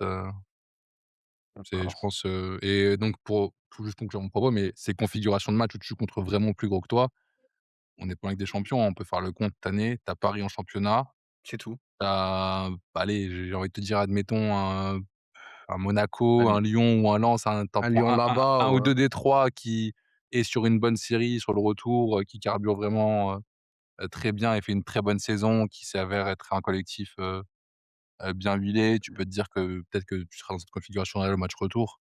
Et après en Europa League, on se parle d'échéances, pour que j'accepte cette configuration-là où a priori, c'est quart de finale minimum, donc c'est déjà pas mal d'avoir atteint cet objectif-là. On va parler de l'Europa League après, ça m'intrigue d'avoir votre avis là-dessus. Et moi, Hormis le juste un poste mot d'ailier sur droit, il y a autre chose? Ouais, vas-y. juste un mot sur Weah. Ce qui a fait de Weah un joueur intéressant, c'est de l'avoir reculé. Donc j'ai pas envie de le remettre au poste où il était pas intéressant, genre. C'est aussi simple que ça. Bravo à Qui est Fonseca de pourtant son l'avoir poste, reculé. quasiment de formation. À part Tudor qu'il a mis 9 l'année dernière, je crois, ou il y a un an, une fois. Je crois qu'il y a plus personne qui s'est amusé à mettre ce mec-là, devant. Et Roberto, à Madrid, typiquement parce que Peshao était absent et dans Mmh, le style de match que Younes a évoqué, et d'ailleurs il plante. c'est vrai. Autre poste? Est-ce que par exemple, qualitativement et toujours, voilà, toujours avec cet inconnu de qui va partir, mais est-ce qu'au milieu de terrain, il y aurait oui, pas besoin oui, d'un profil un peu plus percutant? oui, oui, oui, oui, oui. Mais ou Moi est-ce que c'est du je luxe? non, moi je pense moi je enfin je me suis pas caché, bah, après j'ai plus dit sur Twitter qu'ici. Mais moi, si la situation de l'OM, elle était, un petit peu mieux, moi j'aurais aimé qu'on échange sec Højbjerg avec Fofana, Youssouf Fofana, ça m'aurait suffi.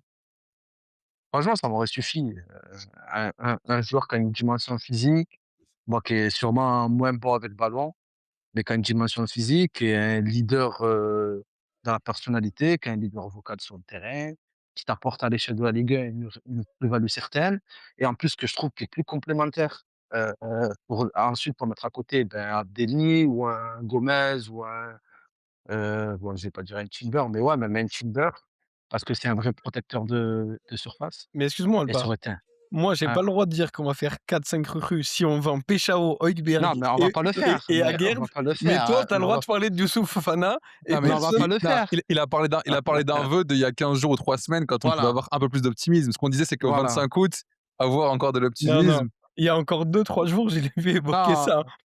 non, je le Oui, fais, non, mais mais c'est un running moi gag. Je sais que c'est je l'ai fini, muté je sais que sur Twitter. Tous les jours, je vois Youssouf Fofana et ça vient toujours du même compte.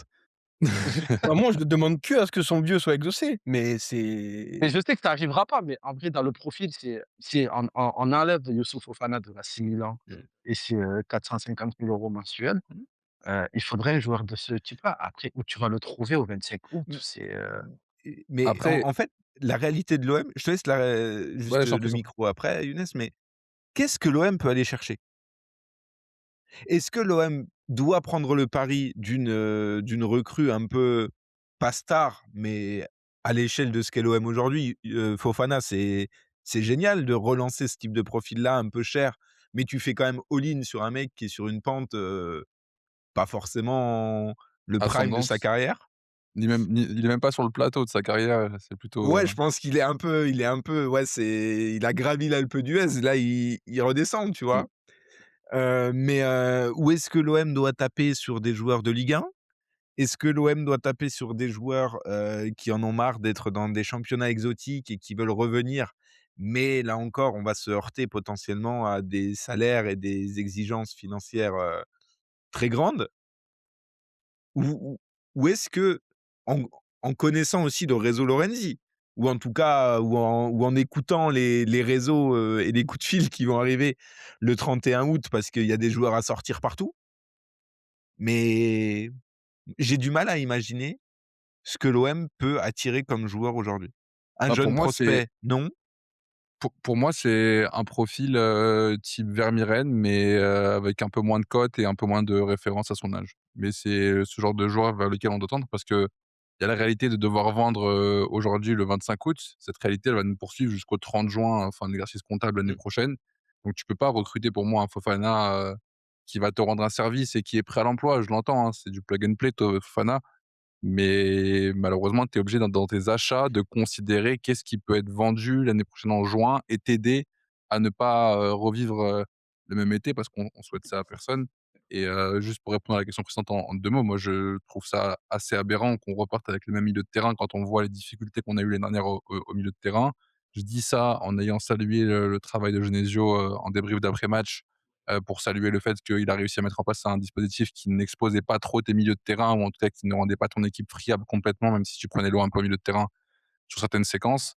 Et pour moi, je pense que c'était un des chantiers prioritaires de ce mercato. Mais malheureusement, on n'a pas eu de chantier du tout, donc on n'a pas de priorité. Et avant de vous laisser la parole, mais est-ce que, pour prendre, l'exemple de quelque chose que j'ai vu passer dans ma TL, récemment, un joueur comme Versigny de Pau, un offensif capable de faire des choses, qui sort d'une bonne année de Ligue 2, qui est sans doute pas armé pour être titulaire, à l'Olympique de Marseille, mais dont on connaît pas le plafond. Tu vois? Tu parlais du plafond, de Fofana, Younes, qui est derrière lui. Versigny, on connaît pas son plafond. C'est a priori, 3 000 000 vers la Turquie et j'ai pas l'impression que le joueur est méga chaud ou en tout cas, c'était pas vers le 14e, du championnat turc qui voulait partir. Est-ce que, ce type de joueur ou alors aller choper dans les Loft Arena, bon, autre contexte, autre budget, mais est-ce qu'on doit recruter sur des joueurs du cru, qu'on connaît comme ça, hexagonaux ou pas d'ailleurs? Parce que par exemple Versigny, pour l'avoir vu jouer une paire de fois, c'est un projet, c'est un pari, mais si c'est pour ramener un mec cramé, est-ce que c'est pas mieux de mettre un tout petit peu plus cher sur un joueur, comme Versigny, que tu vas au final pas payer très cher mensuellement parlant? Moi, je suis pour, tu vois? Après me projeter sur des recrues, je suis pas le plus gros Mmh. mangeur de matchs de la planète, donc Après j'ai c'est fait du name dropping, mais c'était plutôt dans ouais, l'idée ouais, du mais Versigny, tu vois, dans le profil, j'entends. Il y a un autre truc qu'il va falloir faire et c'est pour ça, là, je vais évoquer un joueur qui a quitté l'OM cet été, qui faisait pas l'unanimité, mais des mecs formés au club, même si Bilal Nadir n'était pas réellement formé au club, des mecs qui sont formés au club niveau niveau, règlement UEFA, c'est important. Encore plus si l'été des prochains, l'UEFA nous dit: «Bon, vous avez pas été un super élève, mais ça va, vous avez plutôt pas trop mal fait le job. Parmi les sanctions, on va vous laisser en coupe européenne, mais on va limiter vos listes». Avoir des mecs qui cochent le truc formé au club, ça sera hyper important. Donc Versigny, ça peut être sympa. Versigny, je pense que c'est un truc intéressant. Je pense que si tu arrives, dans mon grand optimisme, à te dégager un peu de marge, c'est le genre de mec qui peut te permettre de faire un profil de plus, plutôt qu'un profil de moins. Je des mecs à la relance, c'est sûr que tu imagines mal l'OM, prendre un mec à la cote cet été, quoi. Ça serait un mec qui sort d'une année creuse, un mec qui a eu 1 an de la fin de son contrat, un mec où tu as un peu de flair et où, pas grand monde avait le même besoin que toi dans ce profil, par exemple au milieu de terrain, qui fait que tu pourras prendre un bon profil. Le foot français est un peu en crise, comme l'OM, donc tu peux, je pense, faire des bons coups en Ligue 1 sur la fin de mercato. Heu, Todibo, un profil à Todibo, tu vois? Un mec qui est barré à West Ham, qui est pas en odeur de sainteté, qui a pas envie de s'éterniser là-bas, et qui peut peut-être plutôt un peu faire français le ou francophone du coup? plutôt français ou francophone, qui peut peut-être un peu Ça faire le peut aider forcing, peut-être. ça peut aider, qui va peut-être un peu faire le forcing pour arriver chez toi, ce genre de mec-là. Younes, même si je sais que le jeu du mercato est pas un truc qui t'intéresse Ah, vraiment, si Opti se qualifie comme, pas un gros mangeur de match, je dois humblement me considérer comme un Ah non, je petit appétit ou un jeûneur intermittent de match. franchement, je pense qu'on en mange pareil. Je pense vraiment pas manger plus que toi. C'est ouais, beaucoup la même chose, mais on est loin du Younes d'il y a 10 ans, quand il y a un peu moins d'obligations personnelles. Honnêtement, je l'ai déjà, un peu développé sur le point d'avant, mais pour le coup, je pense que tu dois forcément recruter en ayant en tête que ton recrutement doit être un investissement pour, l'année prochaine à minima, ou en tout cas te permettre d'être bankable ou te permettre de réaliser des ventes si jamais tu dois encore régulariser ta situation ou assainir tes finances, la saison prochaine. Donc, déjà quand tu as énoncé ce principe et ce critère, ça réduit quand même drastiquement la marge de manœuvre. Mais, encore une fois, enfin je vais me répéter, mais je ne crois vraiment pas qu'on va signer, un quelconque joueur qui puisse nous apporter un petit frisson à la signature ou se dire, «Là, c'est un joueur, qui va nous aider à achever le top 4». Je pense que les armes, c'est celles qu'on a vues vendredi, donc bah, faut essayer de les garder. Ouais, je pense comme Younes, c'est vraiment le meilleur des scénarios à ce jour, c'est les armes que tu as vendredi et si tu en amènes 1 ou 2 qui peut te faire, des des petites perfs intéressantes, en sortie de banc ou dans un match, assez facile, on va dire de Ligue 1 dimanche soir, c'est déjà ça de gagné et là, l'objectif, c'est réussir à tenir jusqu'à janvier, voir où tu vas te positionner en janvier. Parce que je pense que si, c'est statu quo ou tu as des départs type Balerdi, Timber voire même, Aguerd ou Højbjerg, heu, tu peux repartir faire 2. Franchement, je pense que tu peux te permettre de faire 2 départs et 0 arrivée. Ça serait plus entendable jusqu'en janvier que si tu sors un des titulaires, des devant et tu te dis, «J'en sors un mais je recrute personne derrière». Limite même je monte à 3 hein. Franchement, je suis prêt à monter, laisser partir Aguerd, Balerdi et Timber et recruter personne jusqu'en janvier. Ça me fait moins peur que perdre un Gouiri ou un Peshao parce que tu auras pas, la force pour aller recruter des potentiels remplaçants, ni le temps. Au-delà de la force financière, tu auras pas le temps. Dernière question. On va sortir un petit peu du mercato parce que la semaine, elle va être rythmée par autre chose, peut-être un truc un peu plus intéressant ou en tout cas un peu plus good vibes que le mercato. Ça va être, le tirage de l'Europa League qui aura lieu, si je dis pas de bêtises, vendredi. Messieurs, les chapeaux commencent un petit peu à se dessiner. On voit, quelles équipes sont en passe de se qualifier en plus de celles qui le sont déjà. On le sait, il y aura donc, 2 rencontres, enfin 2 rencontres contre un chapeau 1, 2 rencontres contre un chapeau 2, 2 rencontres contre un chapeau 3, 2 rencontres contre un chapeau 4. Difficile de se projeter aujourd'hui, mais parmi les clubs qu'on sait déjà qualifiés ou qu'on pressent se qualifier dans les prochains jours, est-ce qu'il y en a quelques-uns qui vous excitent particulièrement? Et la question du coup en sous-marin, et Younes y a répondu tout à l'heure, c'est: qu'est-ce que doit jouer l'OM dans cette compétition-là? Est-ce que l'OM doit en faire une priorité? Ouais, je vais prolonger mon propos. Moi, je crois au cercle vertueux, donc, oui, tu dois en faire une priorité clairement. Quand on voit ce que peut insuffler une bonne dynamique européenne ou à l'inverse, ce que peut insuffler une mauvaise dynamique européenne, ce Vélodrome, il a besoin de ce soir d'Europe. Quand tu vois le tableau un petit peu de cette Europa League, il y a quand même de quoi s'offrir de très, très gros matchs face à des noms clinquants ou de très, très, très belles équipes. Donc pour moi, oui, tu dois jouer à fond. Je ne J'entends, hein, qu'on l'effectif soit limité et cetera. C'est paradoxal de dire ça sans doute, parce que tu pourrais tenter de gérer un peu, ton effectif et de te dire qu'en Ligue 1, tu sécurises, ton objectif principal qui est le retour en Ligue des Champions. Mais honnêtement, je c'est Nordine qui en parlait très, très bien, vendredi soir dans le débrief chez vous.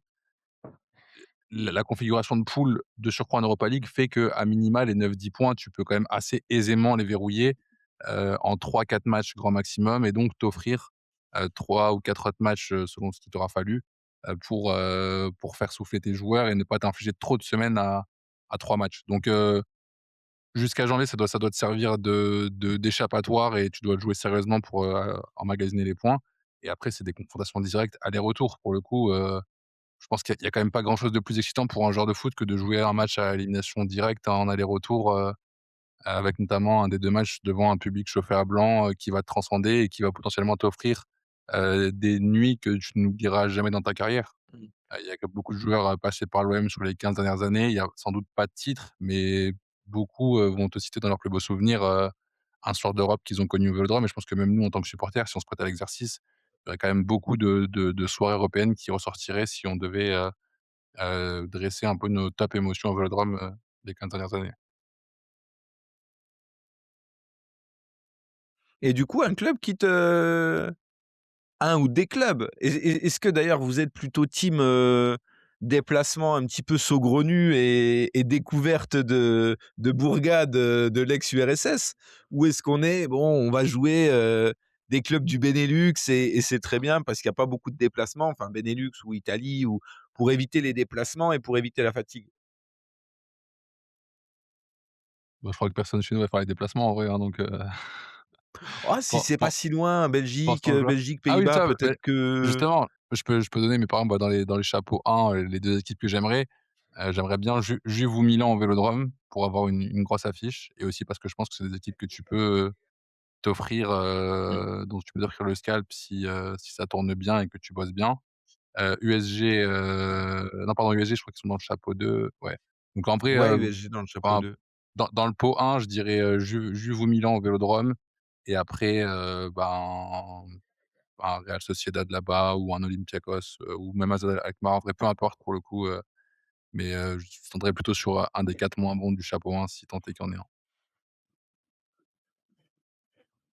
Au petit, toi qui tu as envie d'aller voir cette année? Attends, je vais essayer de me le retrouver sur le tel, Ah, je peux mais je peux continuer si le temps que les 2 se remettent, Dé dé dé si alors vous voulez. déjà Younes juste est-ce qu'on est d'accord pour s'éviter tout ce qui est club anglais?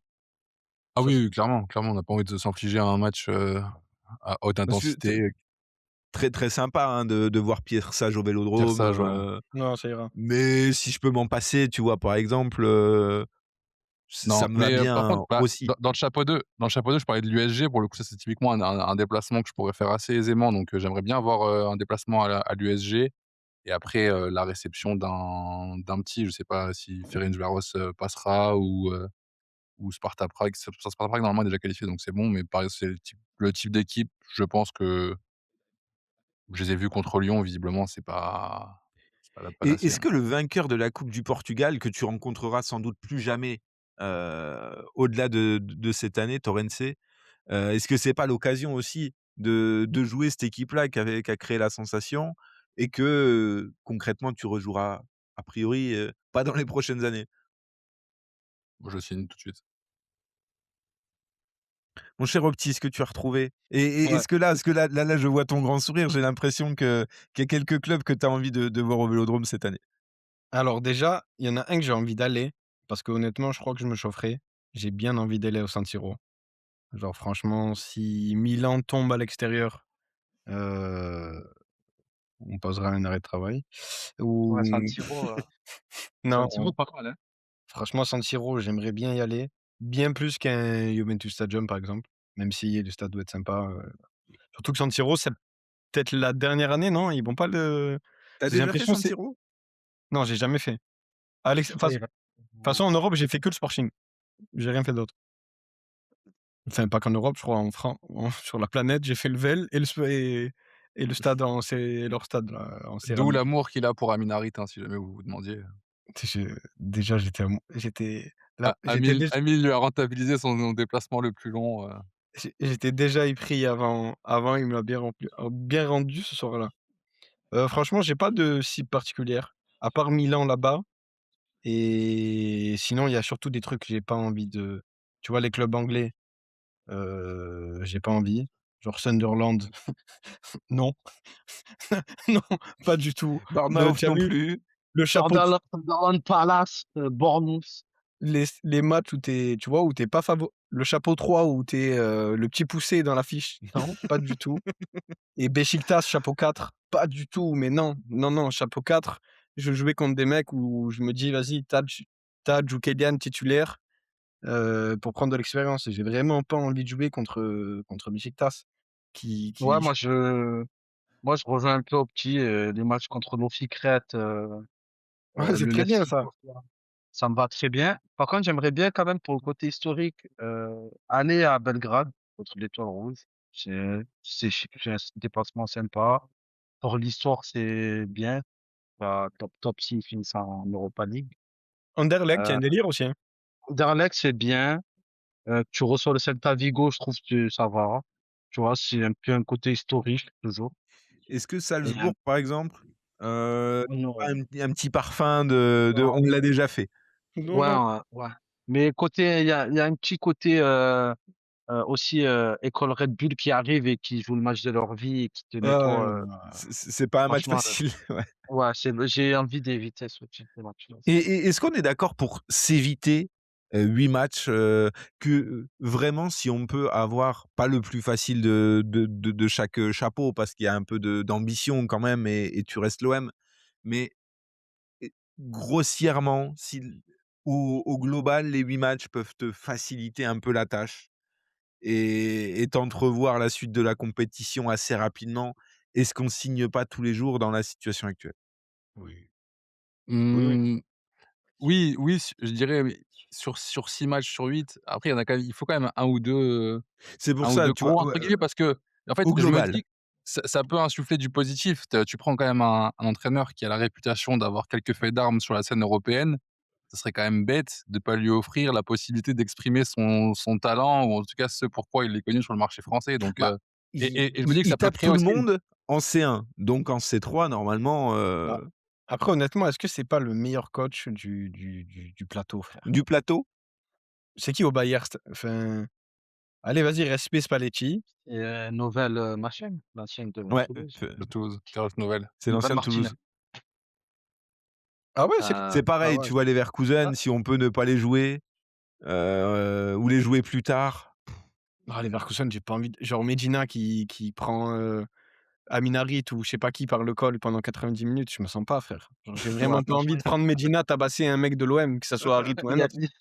il y a des images qu'on n'a pas envie de vivre. Ouais, j'ai J'ai pas vraiment envie pas d'en voir. Medina qui décroise une tête au premier poteau, non, non, franchement non. Ce mec-là, je le voyais à l'OM pendant 5 ans, je concède son départ parce qu'on est en chien, mais j'ai vraiment pas envie de jouer contre lui, frère. Franchement, moi je suis Et d'accord avec forcément ta question de base, je suis d'accord avec la question. Donnez-moi Milan et 7 matchs éteints de chez ouais. éteints, des matchs sans audience que les Marseillais vont regarder, des Vels à 45 000 places max. Ouais, ouais, ouais, donnez-moi ça, j'en ai besoin. Ouais, moi, je suis d'accord. Et ouais, on est à peu près tous d'accord là-dessus. Je pense Réponse, qu'on est si je dis tous pas de d'accord. bêtises, vendredi. Vendredi, Vendredi. dans Ah, la c'est journée, vendredi le tirage? Vendredi Ouais. midi, C'est toujours vendredi ces trucs-là. c'est Ouais, toujours mais le bon, vendredi. Tout va se jouer jeudi, jusqu'à jeudi. moi, après, on va pas ça serait bien, juste comme ça serait bien qu'un autre club français se joigne à nous dans cette Oui. épopée du jeu. Ah bah oui, plus on est de fous, plus on rit, hein. Voilà. Venez! J'espère que ce club français va nous rejoindre, juste pour le côté dramaturgique Alors on et est Et aussi déjà 2, et voilà. mais le Ah, il y a Stade on Rennais peut ne compte pas. voilà. Ouais, voilà. On peut en rajouter un. et à On peut en l'inverse rajouter un. et à l'inverse, si eux, ils peuvent se taper Juventus, Bayern, Oui, Dortmund. Sunderland, Crystal Palace, Beşiktaş, tu vois? Si eux, ils peuvent faire un tirage des ténèbres, tu vois? Un tirage, J'ai un peu l'impression que le retour de Pierre Sage au Groupama Stadium, bah, bah, il est bah, déjà signé. il y a des trucs, c'est Il y a des petites s'ils y évidences vont, comme ça. ouais, il y a des trucs, c'est facile à prévoir. Et à l'inverse, je suis pas non plus pour recevoir Mason Greenwood, et Non, Fenerbahçe. non, Non, ça, C'est ça vraiment pas. moi en non plus. en fonction Et ni tu as aller ni Guendouzi aller, et hein. Non, non, mais honnêtement, si c'est au Vet, j'y vais pas, je crois. ouais, Je il y a non, des non. images qu'on veut pas voir. Ah, Guendouzi, j'étais pas son plus grand fan, hein, mais Guendouzi sous Ovel, ses cheveux qui bougent là, non, non. Ou alors je passe le match dos au terrain. Ça, c'est possible. Même si ça nous semble, très loin, petit mot quand même sur Monaco très rapidement. Qu'est-ce qu'on en attend, heu, en Ah, une phrase de ce match où on peut même pas prédire un 11, on peut même c'est vraiment un épisode, et on franchement ceux qui ont fait 1 heure et demie de foot fiction avec nous, merci beaucoup parce que l'actualité nous permet pas vraiment de partir sur beaucoup d'avis, tranché et déterminé avec beaucoup d'infos, cette semaine. Qu'est-ce qu'on attend de C'est ce malheureux parce match? qu'il y avait quand même beaucoup d'enseignements de vendredi, donc on a évoqué dans le débrief. On les a pas tous couverts, donc on aurait voulu les recouvrir aujourd'hui parce qu'on aurait pu, assumer que, c'est ce qui va dessiner un peu cet OM cette saison et se projeter sur Monaco. Malheureusement, on navigue vraiment à vue jusqu'à dimanche, qui paraît tellement loin, en bien des domaines. Donc, on a dû faire l'impasse sur ce sujet et Mmh. franchement, j'ai envie de dire, j'espère que Peshao sera sur le terrain dimanche soir, hein, Mmh. et qu'il sera accompagné d'Amine Gouiri et d'Amin Harit, à côté de lui. C'est tout le mal qu'on peut souhaiter. Le reste, faites comme vous voulez. Je suis d'accord. Mmh. Même constat pour C'est tout le monde? une très bonne conclusion, je pense. Je demande qu'à voir le vœu d'Younes, accompli. Qu'on nous épargne donc jusqu'au prochain débrief qui aura lieu donc, à la suite du Monaco-Marseille de ce week-end. On verra si l'Olympique de Marseille est toujours premier, si l'Olympique de Marseille est toujours podium, on va dire. Invaincu, avec un 11 compétitif, que de Je viens de questions. je viens de rigoler parce que je viens de me rappeler que ce sera Opti qui sera au débrief dimanche soir, les amis. Je me Ouais, suis fait douiller de ouf. J'ai déjà fait un débrief avec Opti en août. Ah, c'est pas bon, c'est vraiment pas bon. soyez là, soyez là. C'était Mmh, c'était Lyon-Marseille pour ceux qui s'en souviennent l'année dernière. C'était mmh, l mmh, mmh, mmh. c'était le 2e C'était la match? J3, c'était après le PFC si je me trompe pas, on fait Rennes PFC, Oui, OM, c'est non? le 1-0.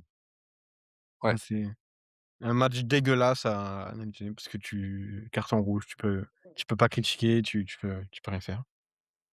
Bon, on se souhaite, Les bien mieux l'un des dimanche. grands traumatismes, quasiment l'un des premiers traumatismes de l'an dernier.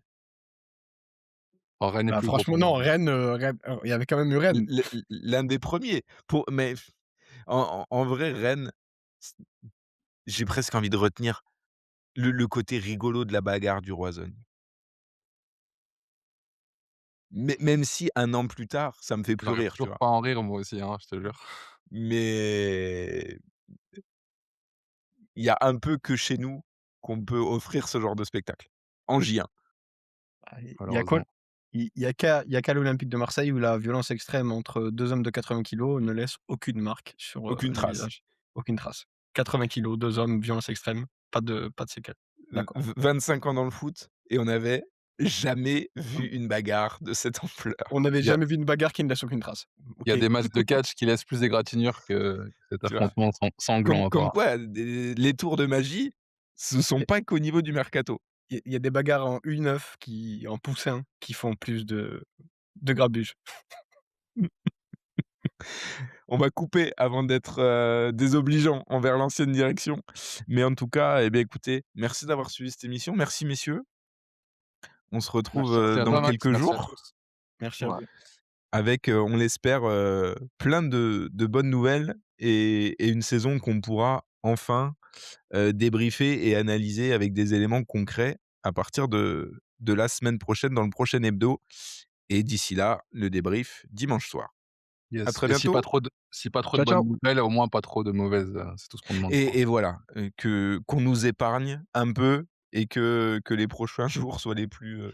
faciles à Ciao. vivre possible pour tout le monde. Exactement. Bonne semaine à tous les amis. Ciao, ciao. Allez, À ciao, très ciao. bientôt.